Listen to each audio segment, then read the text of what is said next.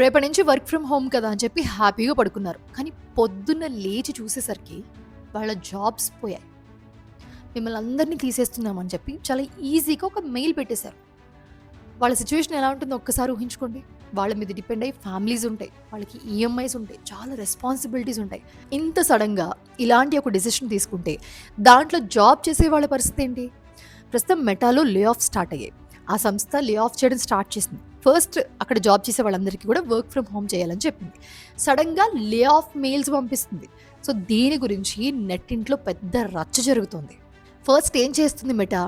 Singapore, UK, US ఈ ప్లేసుల్లో ఎవరైతే ఉన్నారో చాలామంది జాబ్ చేసేవాళ్ళు మెటాలో, వాళ్ళందరికీ కూడా ఒక మెయిల్ పంపించింది. మీరందరూ వర్క్ ఫ్రమ్ హోమ్ చేయండి అని చెప్పి. వీళ్ళు కూడా దీనికి ఓకే అని చెప్పారు. వర్క్ ఫ్రమ్ హోమ్ స్టార్ట్ చేశారు. స్టార్ట్ చేసిన నెక్స్ట్ డేనే తెల్లవారుజామున వాళ్ళందరికీ కూడా లే ఆఫ్ చేస్తున్నామని చెప్పి ఒక మెయిల్ పంపించింది. సో చూడండి, ఎలాంటి కన్ఫ్యూజన్, గందరగోళం లేకుండా ఉండేందుకే సంస్థ ఇలాంటి చర్యలు తీసుకుందని చెప్పి మీడియాలో కొన్ని కథనాలు వచ్చాయి. ఇది పక్కన పెడితే మెటా ఏదైతే చేసిందో ఈ పని వల్ల విపరీతంగా విమర్శలు వస్తున్నాయి. సో ఇంకా చెప్పాలంటే మెటా సింగపూర్లో తన టీంకి ఫస్ట్ మెయిల్స్ పంపించింది. ఎప్పుడు?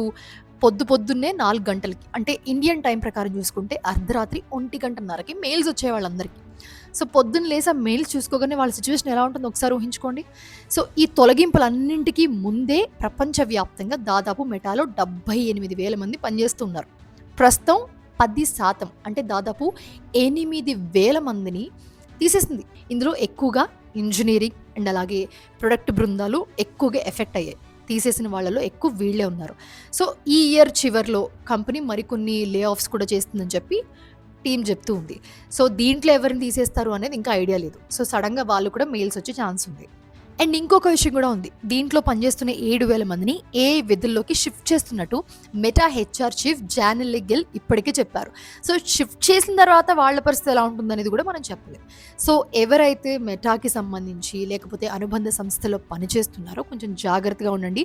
సో ఒకవేళ మీరు ఇలాంటి సిచ్యువేషన్ ఫేస్ చేసి ఉంటే కమెంట్ చేయండి.